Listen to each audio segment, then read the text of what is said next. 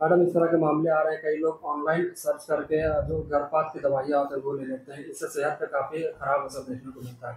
क्या सलाह देना चाहेंगे ऐसे लोगों को? देखिए, इंटरनेट की सलाह पर कभी भी गर्भपात की दवा नहीं लेनी चाहिए। हमेशा डॉक्टर से सलाह इसलिए लेना चाहिए कि आजकल एक्टोपिक प्रेगनेंसी बहुत बढ़ी हुई है, जिसमें कि बच्चा बच्चेदानी के बजाय ट्यूब में रुका रहता है। तो उसमें क्या होता है कि औरत दवा ले लेती है, ब्लीडिंग होती है और ब्लीडिंग नीचे ना होने के बजाय अंदर ब्लीडिंग होती है, तो पेशेंट सीरियस हो जाती है।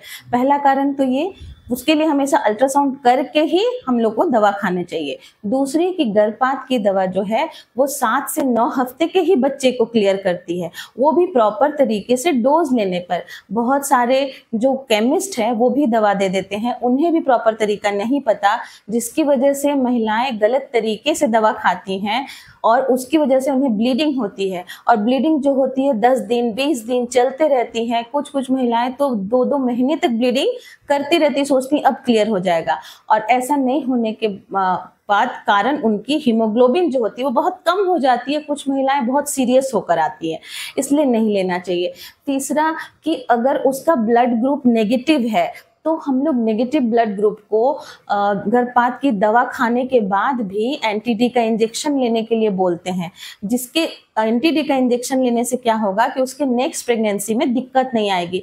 तो ये सब कारण पेशेंट को पता नहीं रहता है, केमिस्ट को पता नहीं रहता है, महिलाएं दवा ले लेती हैं और महिलाएं इसमें ब्लीडिंग के सीरियस होने की संभावना बढ़ जाती है। और इसीलिए सरकार ने ये दवा नियम बनाया है कि बिना चिकित्सीय सलाह के दवाई ना खाएं। जब भी खानी है डॉक्टर से मिलें, डॉक्टर उनका हीमोग्लोबिन टेस्ट करेंगे, बेसिक एक हीमोग्लोबिन टेस्ट करेंगे, एक ब्लड ग्रुप टेस्ट करेंगे और एक अल्ट्रासाउंड करेंगे। अल्ट्रासाउंड देख के दवा देंगे। अगर बच्चा जो है 9 हफ्ते से ज़्यादा का हो जाता है तो फिर उस दवा से क्लियर नहीं होगा, वो इनकम्प्लीट अबॉर्शन होगा, तो अल्टीमेटली पेशेंट को अबॉर्शन करना ही पड़ेगा। लोगों में धारणा क्या गलत है कि डॉक्टर के यहाँ जाएंगे तो वो लोग अबॉर्शन करेंगे, ऐसा बिल्कुल नहीं है। अगर आपका बच्चा 7 हफ्ता से कम का है, 9 हफ्ता से कम का है, तो हम लोग डॉक्टर आज भी मेडिकल अबॉर्शन करवाते हैं और उसी दवा को हम लोग तरीके से खाने से बताते हैं ताकि उसका गर्भपात सही तरीके से हो सके। बॉडी के अदर ऑर्गन पे भी असर होता है मैडम इसका?